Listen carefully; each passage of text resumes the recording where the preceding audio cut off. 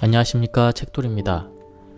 오늘은 잘 되는 날을 만드는 행운 연습입니다. 저자는 류시안입니다.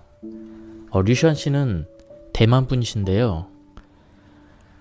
8살 때 미국으로 이민을 갔다가 하버드 대학교를 졸업하고 하버드 대학교 교육대학원에서 심리학 석사학위를 받고 박사과정을 수료했다.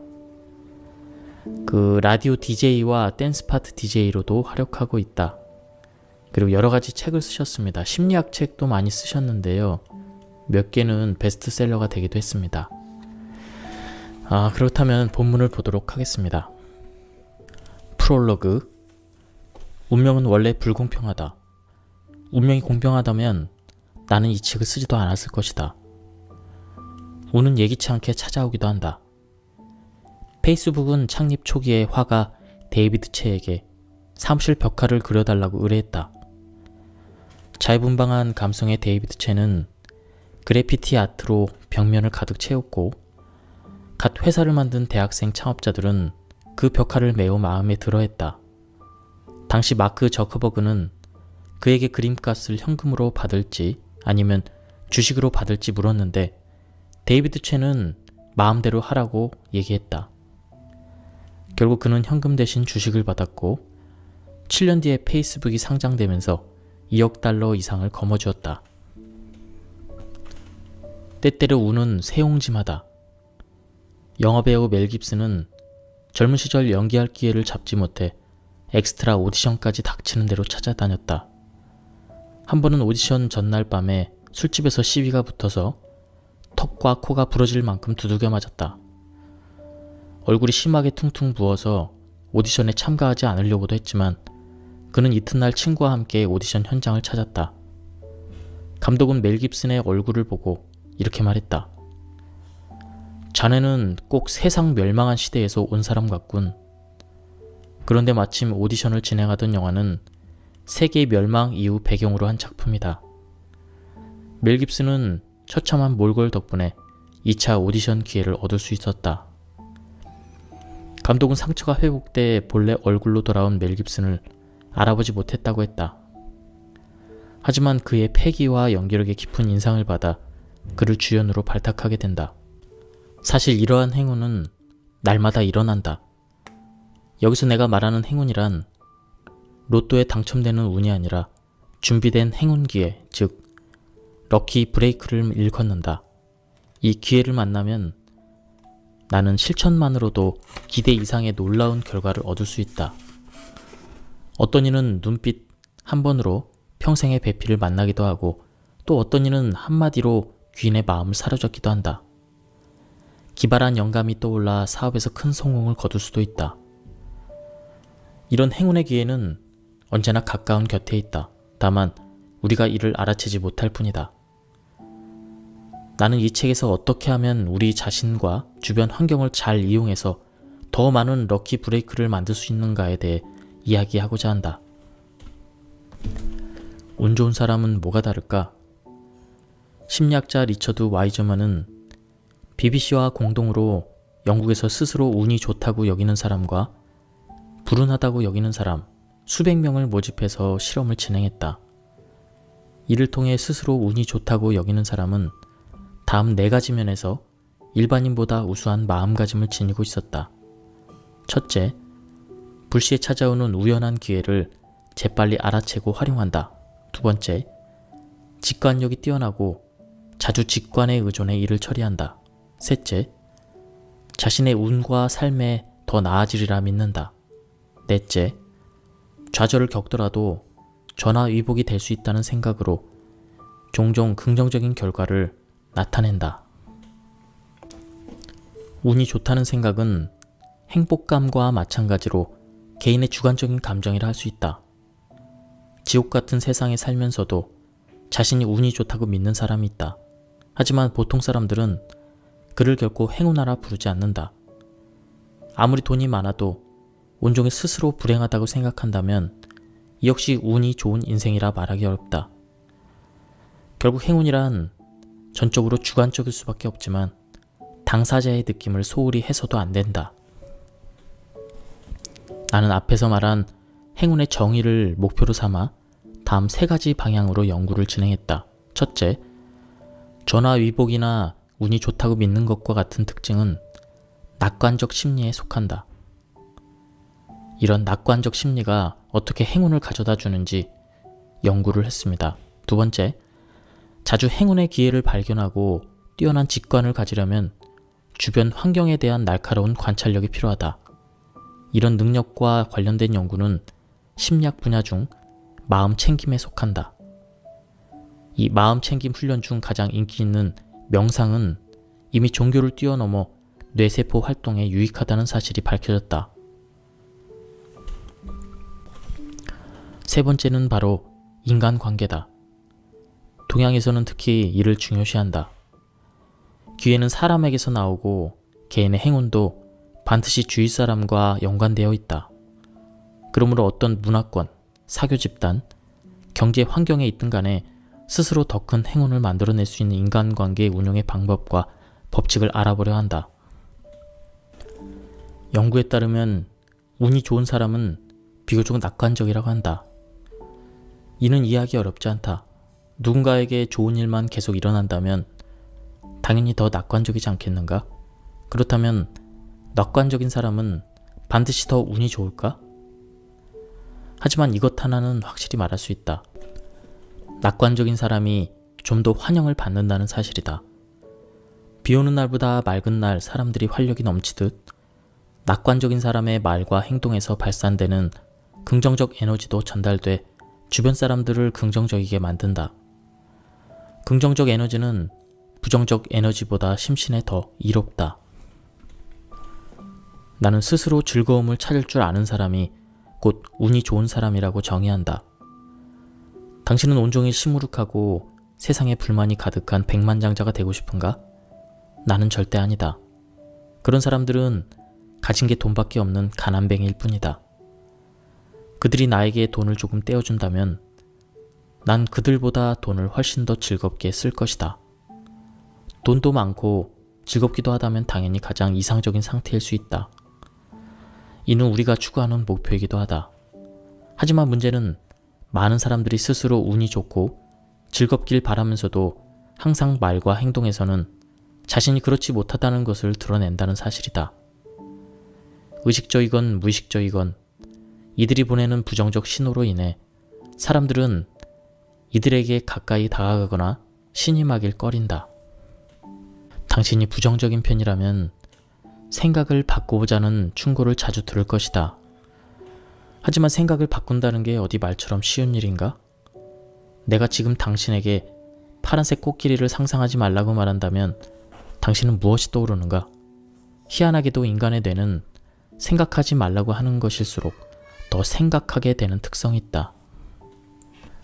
생각을 바꾸기 위해서는 부단한 연습 이외에도 환경을 바꾸려는 노력이 필요하다. 부정적인 영향에서 멀어져야만 실질적인 변화가 일어날 수 있다. 스스로 생각을 쉽게 바꿀 수 있다고 말하는 사람들이 많지만 사실상 그들은 현실을 외면하는 것일 뿐이다. 우리는 무의식적으로 습관적인 동작을 취하지만 남들은 이런 신체의 언어를 통해 우리에 대한 인상을 결정한다. 추워서 팔짱을 끼고 있는데 상대방은 이를 보고 거만하다고 느끼거나 저기를 드러낸다면 얼마나 억울할까? 예를 들어 행운의 신체의 언어는 편안함을 주는 행동, 대범하고 따뜻하며 남들과 쉽게 어울림, 자신감이 넘치면서도 거만하지 않는 그런 신체 언어이다. 불운의 신체 언어는 딱딱하고 움츠러든 행동, 사람을 피하고 남들과 잘 어울리지 못함, 지나치게 거만해 가까이 다가가기가 꺼려짐, 이런 신체 언어이다. 자연스럽고 편안한 느낌을 주고 싶다면 남들과 대화할 때 꼭 양발을 상대편 쪽으로 향하게 하라. 만약 앉아있다면 절대 영역 점령의 의사를 비춰서는 안 된다.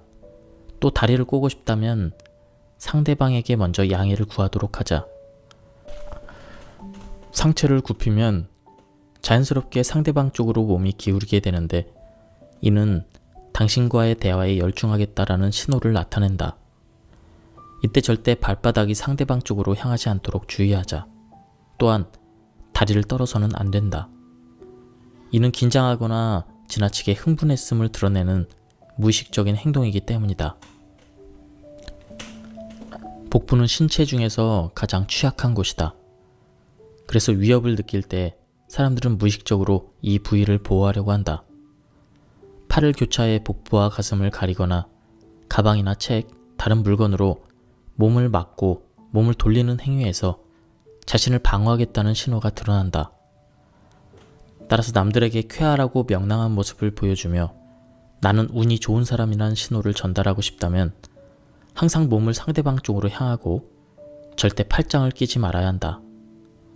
날씨가 너무 추워 위축된 모습을 보여줄 것 같으면 상대방에게 이렇게 말하라.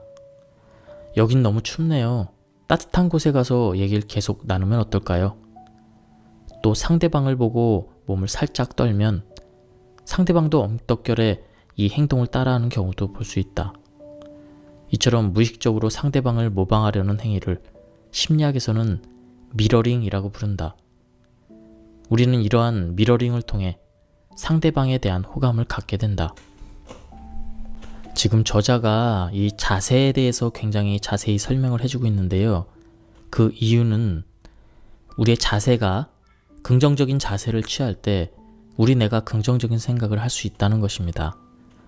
그래서 이 자세를 올바르게 해야 우리 뇌가 올바른 생각, 또 긍정적인 생각을 할 수 있다는 것입니다. 그래서 이 자세에 대해서 자세히 설명을 해주는 것입니다. FBI 행동 심리학에서는 이런 말이 나온다. 사람들의 마음이 들떠있을 때는 중력에 맞서는 행동을 더 많이 볼 수 있다. 기분이 좋은 사람은 길을 걸을 때 발걸음이 경쾌해 마치 펄쩍펄쩍 뛰는 것과 같다. 반면 시리에 빠진 사람은 무거운 짐을 등에 진 것처럼 발이 지면에 거의 붙어 있다. 내가 요가를 처음 배울 때 강사가 이런 이야기를 들려주었다. 예를 들어 한쪽 다리로 선 채 양손을 합장하듯 모으는 나무 자세로 있을 때 초보자들은 쉽게 균형을 잃는다. 하지만 이 자세를 취하면서 두 손으로 천장에서 내려온 밧줄을 잡고 있다고 상상하면 서 있기가 훨씬 수월해질 것이다. 직접 시험해보니 신기하게도 이 방법은 효과가 있었다. 이 원리를 바로 관념 운동 효과라 부른다. 간단히 말해 의식하거나 의도하고 있지는 않지만 결과에 대한 예측이나 희망, 기타 주변의 충고 등에 의한 무의식적인 관념이 근육 운동을 일으키는 것이다. 따라서 간단한 시각화를 통해 몸짓을 조종한다면 누구나 자연스럽게 신체의 언어가 교정되는 효과를 볼 수 있다. 먼저 조용하고 방해받지 않는 곳을 찾아 똑바로 선 자세로 아랫배를 약간 집어넣고 턱을 높이 들지 않는다. 이어서 편안한 마음으로 머리에서 발끝까지 온몸이 자연스럽게 중력의 작용을 느끼도록 한다.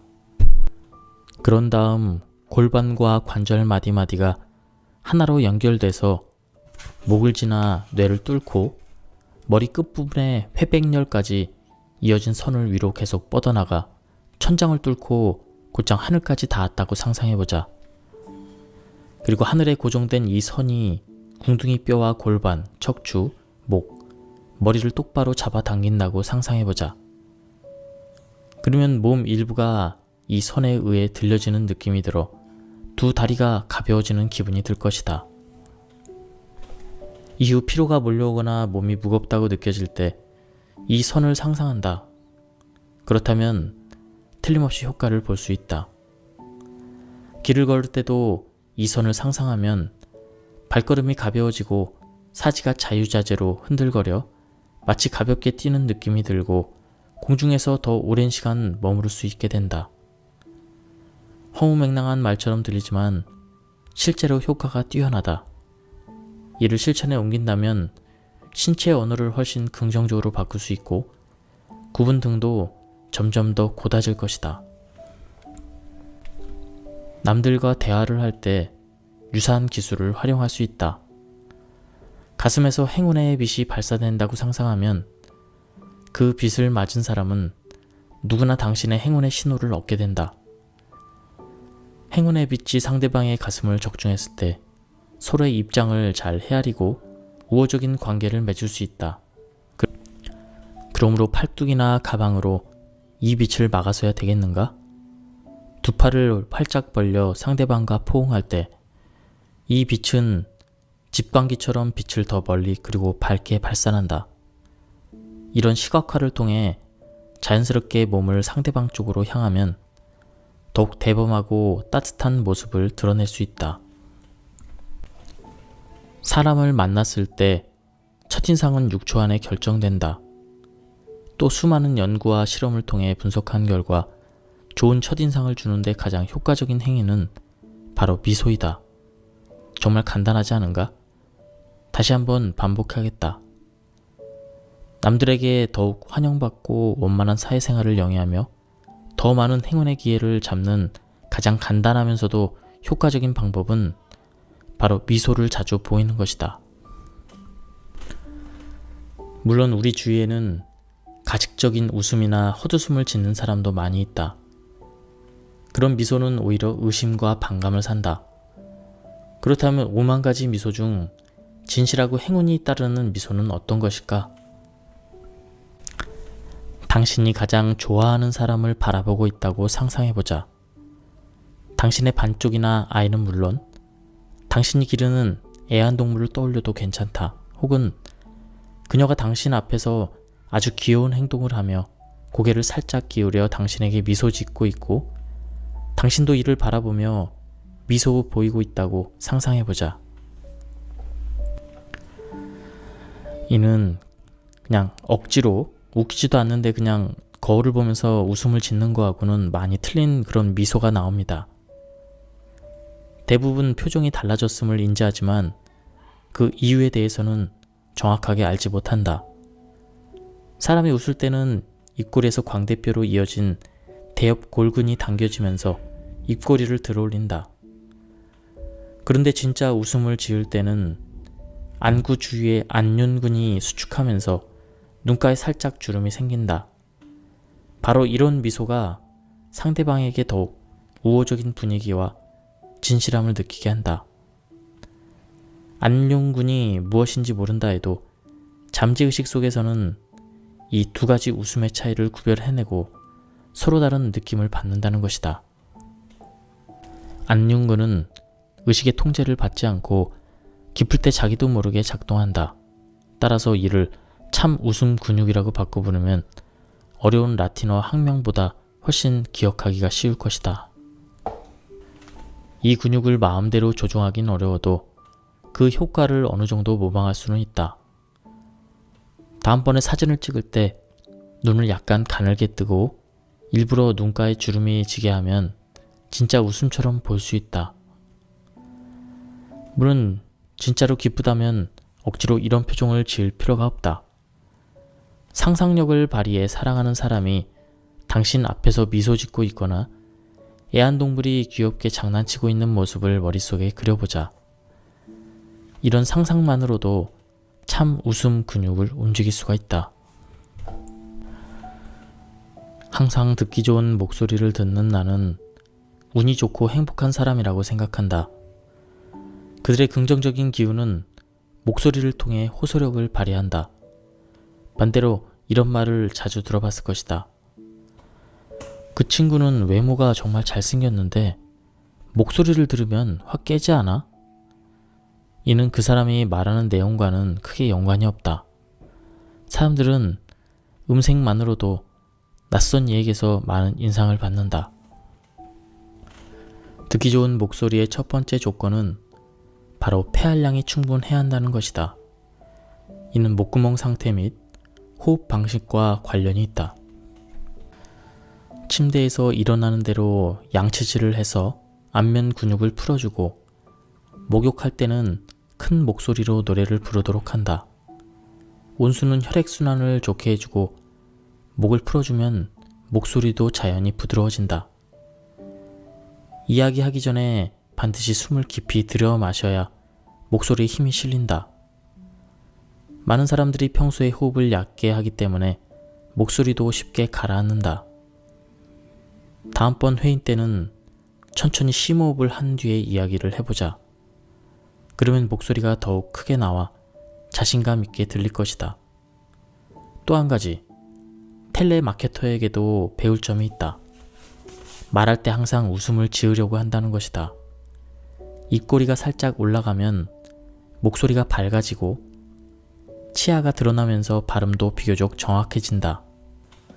이런 말은 전화를 통해서도 사람들에게 기분 좋은 느낌을 준다.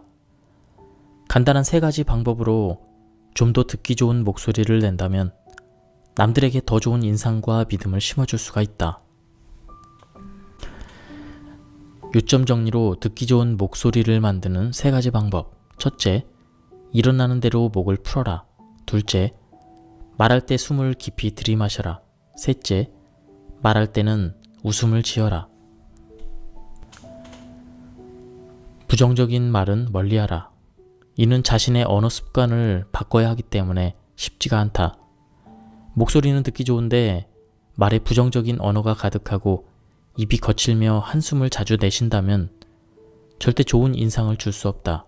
뇌 정밀 촬영 중에 환자가 노라는 말을 보거나 들었을 때 뇌에 있는 갖가지 스트레스성 호르몬과 신경 전달 물질이 분비된다.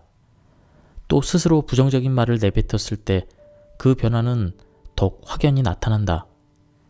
이는 자신의 생각과 소통 방식에 영향을 미칠 뿐 아니라 상대방에게도 똑같은 반응이 나타나 대화 중에 부정적인 순환을 야기한다. 따라서 자신의 생각을 교정하고 긍정적인 기운을 발산하고 싶다면 가능한 한 부정적인 언어를 쓰지 않도록 조심해야 한다. 동양 사회에서는 타인에게 관대하고 예의 바르면서도 가족을 오히려 함부로 대하는 경향이 있다. 가족은 가장 가까운 관계라 애써 꾸밀 필요가 없고 또 가족이라는 이유로 당연히 이해해줘야 한다고 여기기 때문이다. 하지만 아무리 친하다고 해도 감정의 영향을 받지 않을 수는 없다. 일을 바꿀 수는 있어도 가족은 바꿀 수가 없다. 매일 얼굴을 맞대는 사람에게 더욱 따뜻하게 말을 해야 할 것이다. 수많은 부정어, 예를 들어 떠들지 마, 그 프로그램 보지 마, 밥 먹을 때는 휴대전화 좀 그만 가지고 놀아 같은 이런 말들은 사실 불명확한 명령이다. 왜냐하면 청자가 어떻게 하지 말라는 것만 알 뿐 어떻게 해야 하는지는 잘 모르기 때문이다. 만약 이를 휴대전화 좀 내려놓을래? 난 다른 프로그램이 보고 싶은데 지금은 조용히 쉬고 싶어 라고 바꾼다면 부정적인 언어가 주는 자극을 피할 수 있을 뿐만 아니라 자신이 바라는 바를 명확하게 전달할 수 있다. 이는 특히 아이들과 소통할 때 대단히 중요하다. 부정적인 언어를 완전히 쓰지 않기는 어렵고 대화에서 노가 필요한 순간도 있다. 다만 자신의 언어 습관에 좀 더 주의를 기울여 가능한 한 긍정적인 말을 쓰려고 노력하길 바란다. 그래야만 소극적인 언어가 적극적인 언어로, 비난이 건설적인 비판으로, 구업이 구독으로 바뀌어 행운이 더욱 빨리 찾아올 것이다. 가장 가슴 아픈 말은 널 사랑해, 하지만 이고 가장 따뜻한 말은 하지만 널 사랑해이다. 동서양을 막론하고 성공한 인사들의 전기를 읽어보면 대부분 끈기가 성공의 관건이라고 언급하고 있다. 아인슈타인은 상대성 이론을 발표하기 전에 논문 수백 편을 발표했다. 에디슨은 수천 번의 실험을 거치고서야 전구를 발명했다. 피카소는 그림을 수만 장이나 그렸다. 버진그룹의 창립자인 리처드 브랜슨은 400여 개가 넘는 사업에 뛰어들었다. 구글은 수백 개의 상품을 출시했다. 애플은 새로운 생각을 창출할 때마다 90%의 실패율을 기록했다. 성공의 열쇠가 각고의 노력과 인내라면 세상에 성공한 사람이 더 많아야 옳다. 우리 주위에는 억척스레 일만 하고 소처럼 묵묵히 자기 일에 매달리는 사람이 많지 않은가? 그런데 왜 그들은 행운의 문을 두드리지 못하는 것일까? 의지력 외에 또 다른 요소가 행운에 관련된 것이 아닐까? 인내심을 가지고 노력하다가 더 이상 버티지 못하는 시점이 왔을 때 우리는 스스로 의지가 부족하다고 자책하곤 한다. 하지만 그 전에 효과적으로 자신의 의지력을 단련하고 또 이런 의지력으로 실패에 맞서게 해주는 결정적인 요소를 찾아낼 수는 없을까? 저자는 이러한 것의 해결책을 자기 효능감에서 찾고 있습니다. 자기 효능감이란 구체적인 상황에서 주어진 과제를 성공적으로 해낼 수 있다는 자신의 능력에 대한 신념이다. 예를 들어 자기 효능감이 높은 사람은 문제를 극복해낼 수 있는 도전으로 여긴다. 일에 가능한 한 모든 노력을 쏟아붓는다. 좌절과 시리에서 비교적 빨리 벗어난다. 자신의 삶과 흥미에 대해 열정으로 충만하다. 이런 특징이 있습니다. 자기 효능감은 자신감과는 다르다. 능력이 없는 자신감은 그저 자아도취에 빠진 것에 불과하기 때문이다. 또 자기 효능감은 단순한 의지력과도 차이가 있다. 이는 문제를 해결하고 상황에 대처하는 기민한 능력이지 단순한 힘이 아니기 때문이다. 자기 효능감이 높은 사람은 스스로 능력이 뛰어나고 반드시 목표에 도달할 수 있다고 믿기 때문에 지속적인 노력이 가능하다. 자기 효능감의 세 번째 요소는 개인의 동력이다. 능력과 신념이 있더라도 동력이 부족하면 말짱 도루묵이다. 동력은 일반적으로 압박감에서 온다. 하지만 자기 효능감을 촉진하는 동력은 당연히 도전을 극복하고 성공에 이루고자 하는 마음에서 비롯된다.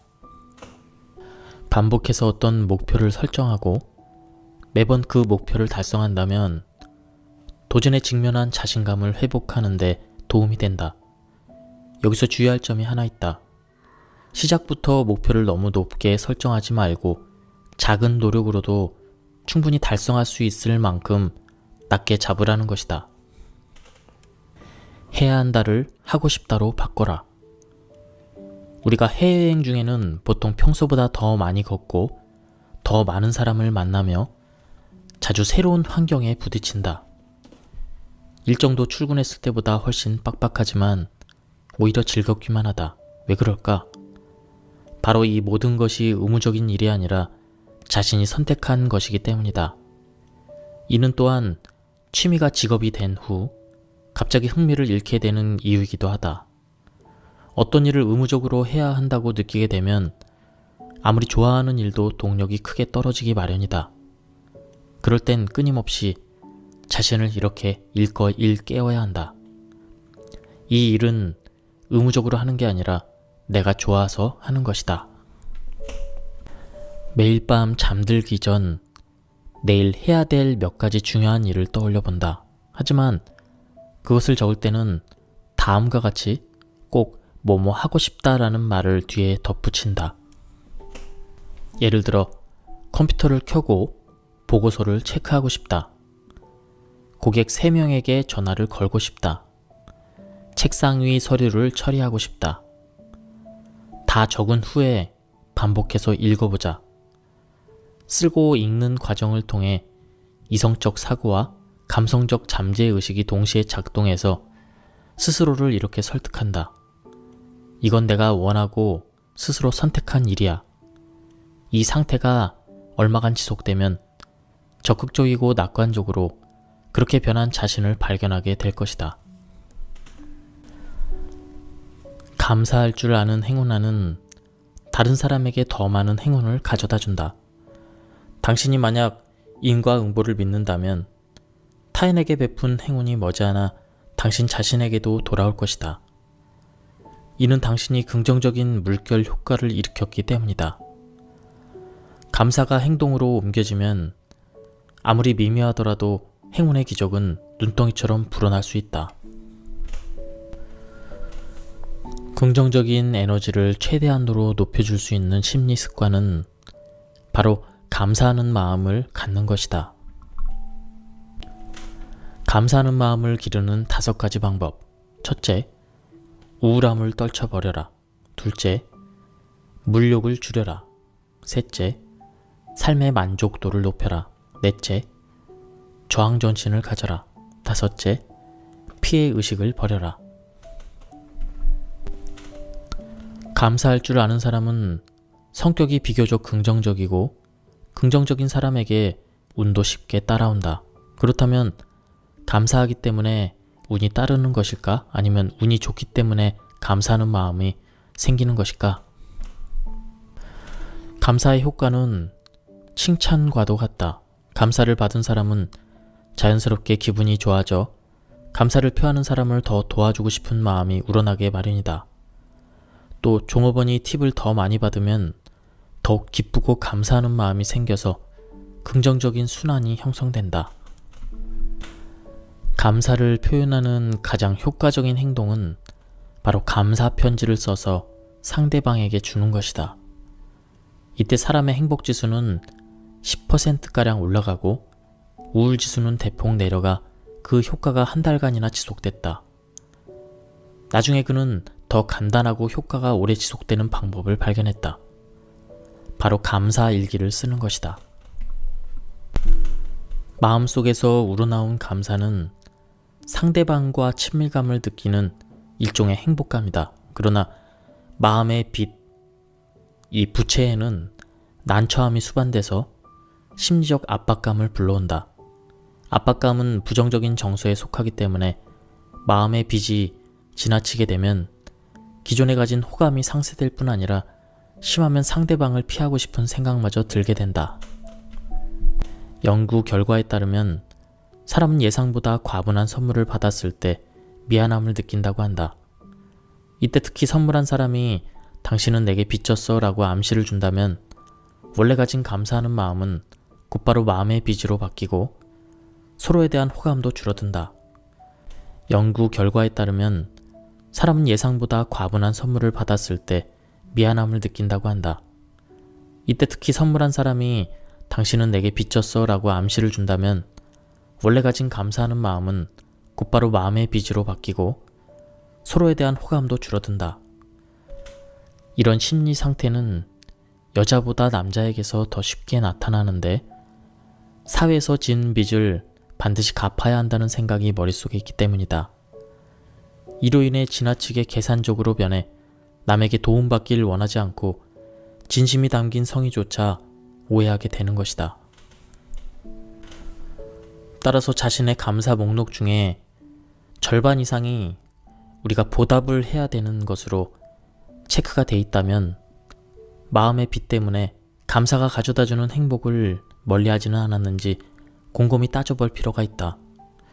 이때 값으로 매기기 어려운 일상의 행복에 관심을 가지는 것도 매우 좋다.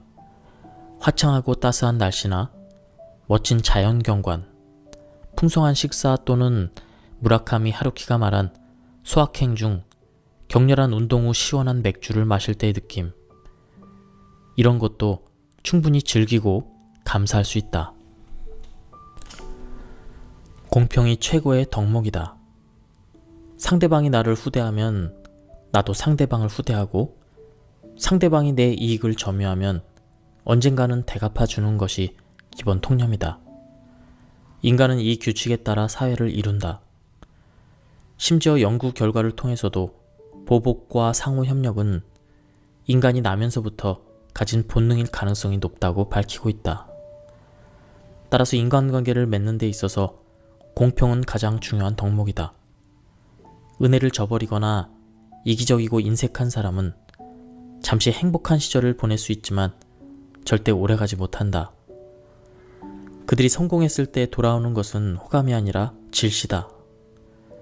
그들이 실족했을 때 손을 뻗어주는 사람은 아무도 없고 오히려 구렁텅이로 몰아 넣으려고 할 것이다. 물론 교활한 사람도 성공할 수 있다. 특히 심한 사람은 남의 이익까지 서슴지 않고 빼앗는다. 이는 자신의 노력으로 행복한 삶을 얻으려는 것처럼 보이지만 실은 남의 행복을 소비하는 것일 뿐이다. 만약 당신이 이러한 행운을 흉내내고자 한다면 미안하지만 도울 방법이 없다. 내가 깊이 믿고 있는 이 책의 핵심 가치관은 바로 이것이다.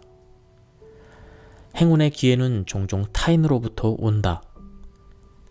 타인이 당신과 교류를 선택했을 때 기회가 생기고 교류를 거절했을 때 기회는 줄어든다. 사람들이 협력하지 않으면 각 개인은 자신의 자원만 소유하지만 상호 협력한다면 개인의 자원은 무궁무진해진다. 이것이 바로 상호 이익 개념이다. 다시 말해, 나는 어떻게 유한한 자원 속에서 가장 큰 케이크를 빼앗을지가 아니라 어떻게 하면 무한한 관계를 활용해 더 큰 케이크를 만들지에 대해 이야기하고 싶다. 저자는 이 물질, 그리고 신용, 우리가 사용하는 시간, 그리고 우리의 체력, 이러한 것들을 유한한 자원이라고 설명하고 있습니다. 이러한 유한한 자원에 대해서는 우리는 마땅히 매처가 돼서 공평을 최고 원칙으로 삼아야 한다. 반면 무한한 자원에 대해서는 대범한 기버가 돼서 이타심을 원칙으로 삼아야 한다. 그 무한한 자원은 예를 들어서 인맥, 그리고 지식, 그리고 창의성, 그리고 호감, 이러한 것들은 철저히 기버가 돼서 다른 사람들에게 나눠 주어야 한다고 합니다. 심지어는 동등한 보답도 바랄 필요가 없다고 합니다. 어쨌든 무한 자원은 다 쓸 수 없을 만큼 차고 넘치기 때문에 사람들에게 모두 나눠줄 수 있다고 합니다. 옛날에는 확실히 인맥이 유한했다. 각 개인의 시간이 유한하고 정보가 원활히 소통되지 않았기 때문에 사람을 사귀는 게 쉽지 않았다. 하지만 SNS가 보편화된 오늘날에는 사람과 사람 사이의 관계 형성이 클릭 한 번으로 끝날 정도로 편해졌다. 물론 그만큼 상대방의 신뢰를 얻기 어려워져 신용의 가치가 크게 상승했다. 과거에는 창의성과 지식도 큰 가치를 지녔다. 하지만 오늘날에는 손만 뻗으면 그것들을 얻을 수 있을 뿐만 아니라 무한 복제도 가능해졌다. 음악 산업이 바로 대표적인 예이다. 사람들이 더 이상 CD를 사지 않으면서 음악은 전통적으로 이익을 얻기가 불가능해졌다. 현재 음악가들은 무료로 자신의 음원을 배포하더라도 많은 사람들이 이를 듣고 좋아해줘서 고가의 콘서트에 와주길 바란다. 음악가의 창의성은 무한히 보급이 가능하지만 시간과 체력은 복제할 수 없기 때문에 콘서트 관람료는 오히려 올라갈 여지가 많다.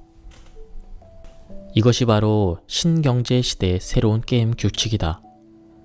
내가 상대방에게 인맥, 지식, 창의성, 호감을 제공하고 시간과 관심, 지지를 얻는 것이다. 오픈소스 소프트웨어 개발자들은 가장 귀중한 창의성을 대중에게 제공하고 대량의 골수팬을 얻는 동시에 산업 트렌드까지 좌지우지하기도 한다. 페이스북은 사람들에게 인맥과 인맥을 맺는 도구를 제공하고 사용자로부터 귀중한 시간과 집중력을 얻어내 가장 효과적인 광고 플랫폼을 형성했다. 그러므로 우리는 자신이 가진 유한 자원에 대해 너무 욕심을 부리지 말고 현명하게 나눌 줄 알아야 한다. 무한 자원에 대해서는 가능한 한 이타적인 마음을 가져야 한다. 타인을 위해 유익한 친구들을 소개하거나 전문적인 지식 또는 아이디어를 제공하는 것이 여기에 속한다. 이런 것들은 돈이 들지 않으면서도 다른 사람에게 큰 도움을 줄 수 있다. 그리고 저자가 이 책에 대한 요점을 3가지로 요약해서 설명한 부분을 설명드리고 마치도록 하겠습니다. 첫째, 인생은 결코 마음먹은 대로 흘러가지 않는다. 전화위복으로 행운을 얻는 사람도 많으니 낙관적인 태도를 유지하고 문제를 해결하는 능력과 자신감을 키워라. 둘째, 세상은 어지럽고 잡다한 정보로 넘치지만 기회도 도처에 널려있다. 현재 일에 집중하는 것 외에 실행 가능한 목표를 설정하고 폭넓게 지식을 받아들인다면 신기한 광채를 바라는 행운이 보란듯 당신 앞에 나타날 것이다. 셋째, 행운의 기회는 사람으로부터 오기 때문에 관계에 신경 써야 한다.